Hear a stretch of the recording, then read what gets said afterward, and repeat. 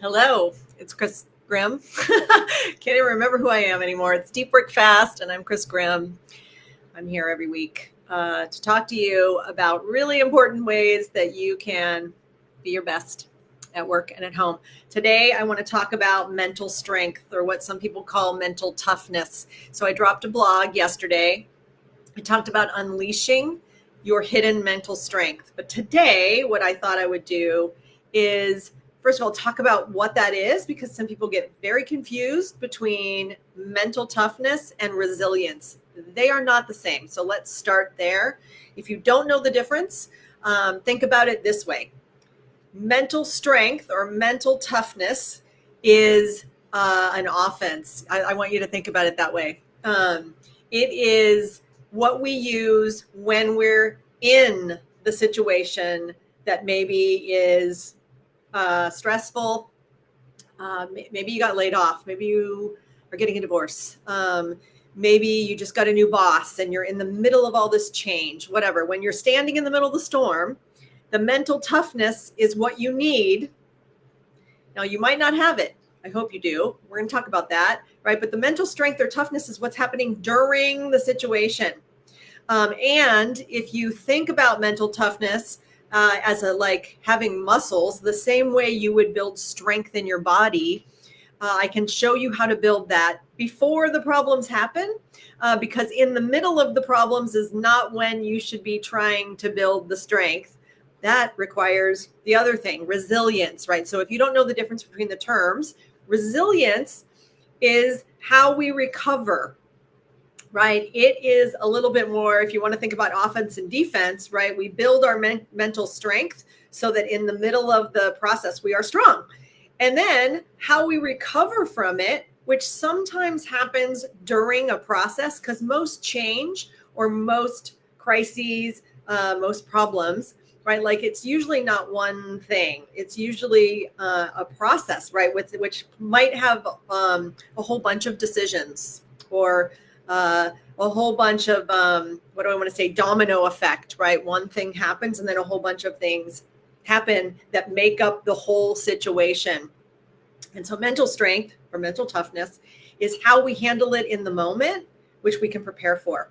Resilience is how we recover from each one of those things that happen during the process. And then, of course, after the whole thing, how we rebound, right? Like how we come back or potentially learn from the situation and recover and we're better on the other half or on the other side.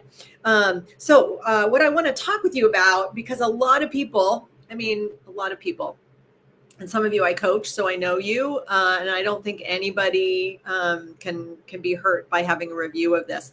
I want to talk about the muscle groups, if you will, in mental strength and mental strength building, similar to if you were going to work out your body, right? And so if you think about what we do, if we go to the gym or we're working out or we're training our physical part of our body, we usually think about that as in like muscle groups. Like some days you go to the gym and you work your legs.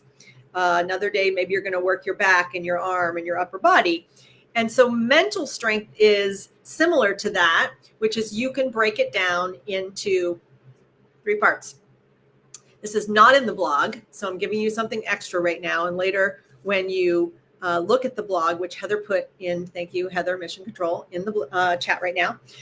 She put the blog there, but I'm going to explain this stuff to you so you can actually use the blog. So 3 parts of mental strength. So think of it, like I said, of muscle groups. The first one is your cognitive group, or the cognitive part of your mental capacity and strength. Cognitive means how you think. So think about this. Your worldview, which is how you experience the world, has pieces to it. Another day, I'll probably do a deep work fast on this and write a blog around mental models, because you have pieces to your worldview that are discrete, right? You have a way you think about yourself at work. And that probably has a whole bunch of pieces to it. You have the way you think about yourself in your role at home. And maybe you have multiple roles that you play at home. And at work, it's the same, right? You can be someone's boss, You can be a peer to someone on the executive team. You can be someone's subordinate. You can have a relationship where someone else is your boss, right? Those would be normal roles at work. You have a mental model in your worldview for all those roles. And your mental models tell you subconsciously, you don't have to think about a lot of it, how you should behave in certain situations. Now, the reason why this is important today is because a part of mental strength and having a strong cognitive set of muscles is you knowing what kind of thinking lives inside my mental models. Like, do you have victim thinking? Because victim thinking, I'm sure it's not you, you've seen it in other people, you hear it in other people, right? Are when we believe that the world and all the people around us are more powerful than us. So if you're living in a cognitive model of victim thinking, not a great place to be. That's definitely something that if crisis happens and that comes alive, right? Like it's in there, and you have a pattern of victim thinking, chances are in the crises, you're going to default to thinking that you're the victim of something and that you need to look for something to blame or someone to blame for what's happening. That's not healthy, right? That is not rational, healthy thinking. And so the way we work this muscle group, the cognitive muscle group, is hopefully before the crises, you learn to be aware of your thinking patterns, knowing what kinds of unhealthy thinking patterns live inside your mental models, right? So what do I think that's unhealthy on a regular basis? By the way, we all have this stuff. Many of us grew up, and if you've ever listened to me before or read my blogs, you know I talk about this a lot because I've been coaching people for 28 years. And in coaching, a part of the process is for you or someone to tell stories. That's how a coach learns about your mental models, because sometimes you don't even know they exist. They just come out in the way you're interacting with other people.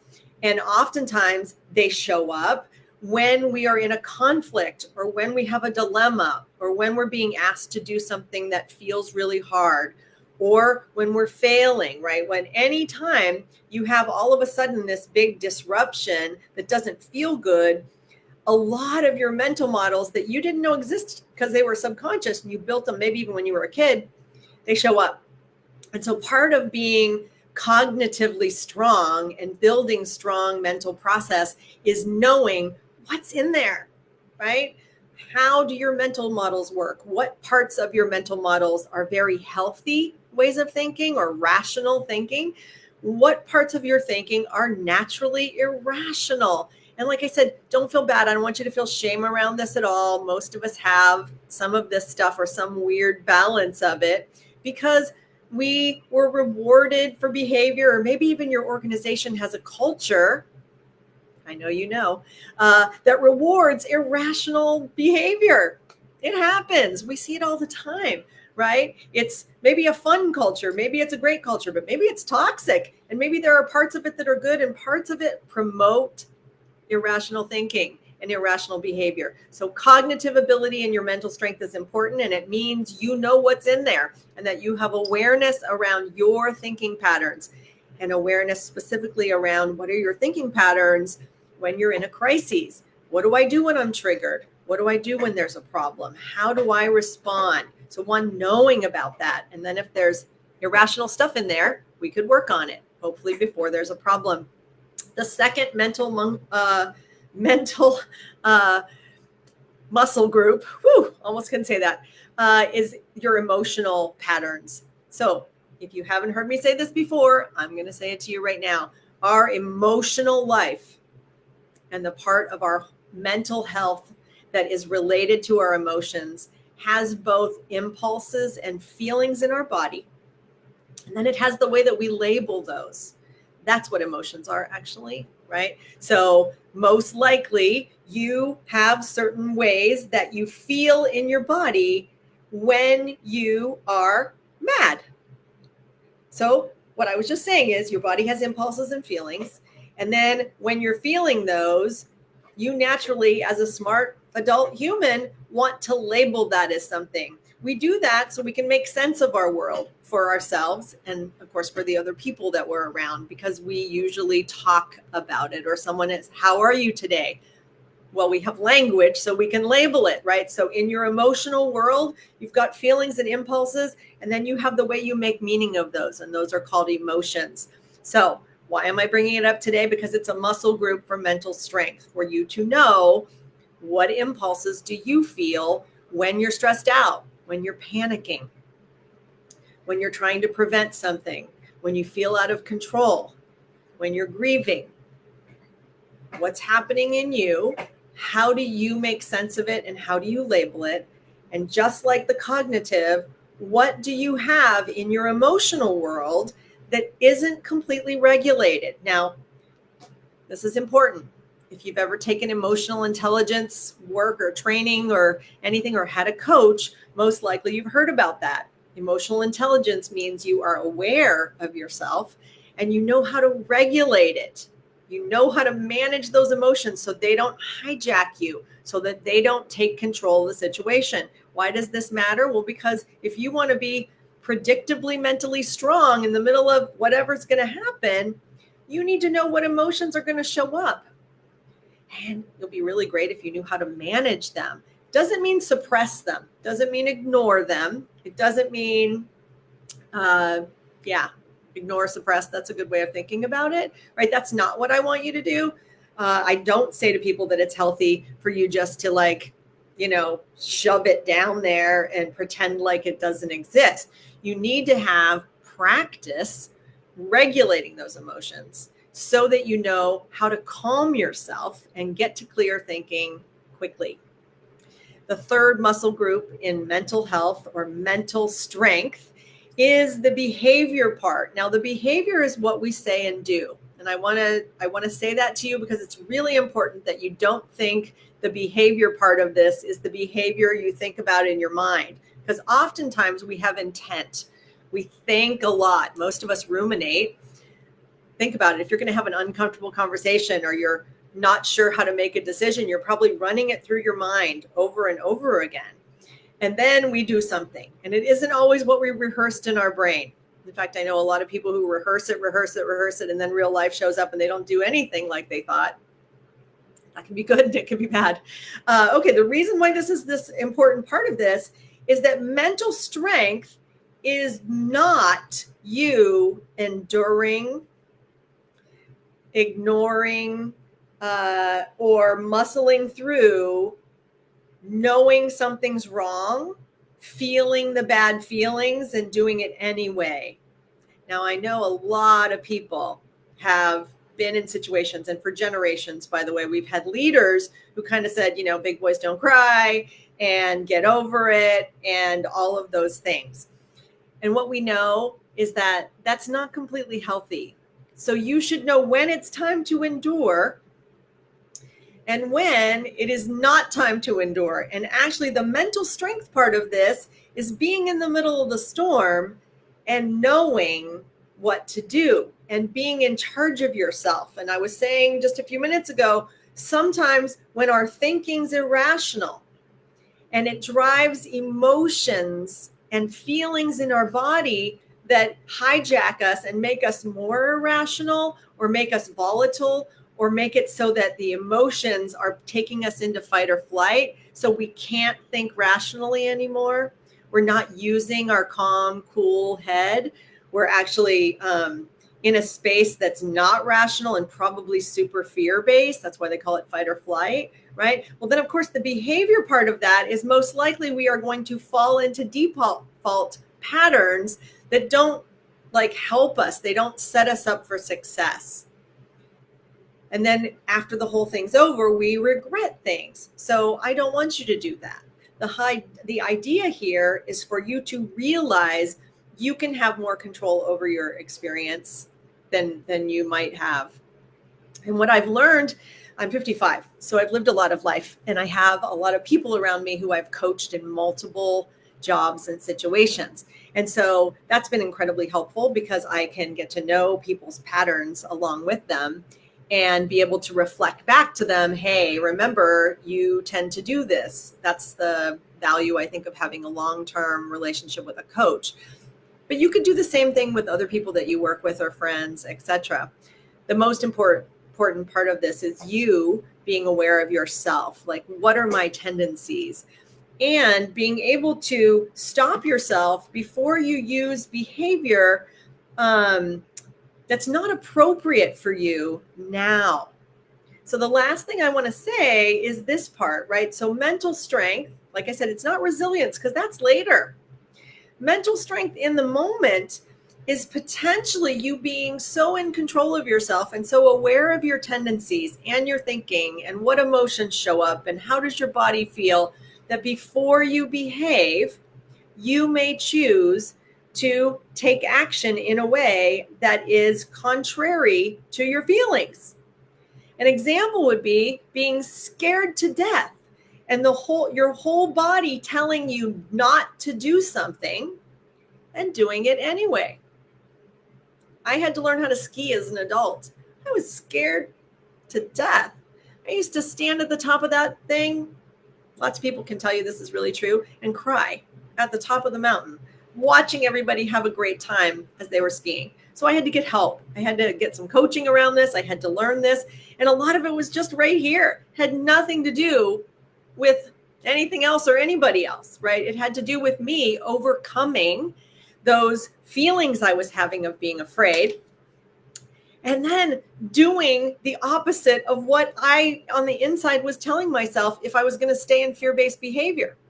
Feel the fear, do it anyway. Right? I know that's cliche, but it's not. What I'm telling you is it's really real, and mental strength and knowing yourself and being able to manage yourself in the moment is a superpower when you practice. So I want you to be able to do this. I want everybody to really be aware of and override your defaults.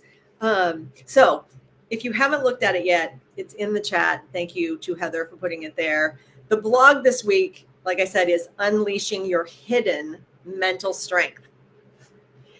I'm calling it that because I want you to learn all of these things before you need it, before the storm, before the emergency, before the crises, before whatever happens, right? That you are having emotional and mental fitness before. Train to win, as one of our clients would say. I think you're with us, Brett. Hi. Yes, I have a client. Brett works there. Part of their culture is train to win. And that's really what I'm bringing to you today, right? Mental strength should not be something that you take for granted. I think for a very, very long time, we had generations that didn't think about mental fitness and mental strength, right? We took that for granted. Even though we might work out at the gym, we didn't worry about our thinking patterns, our emotions, and how that affected our behavior.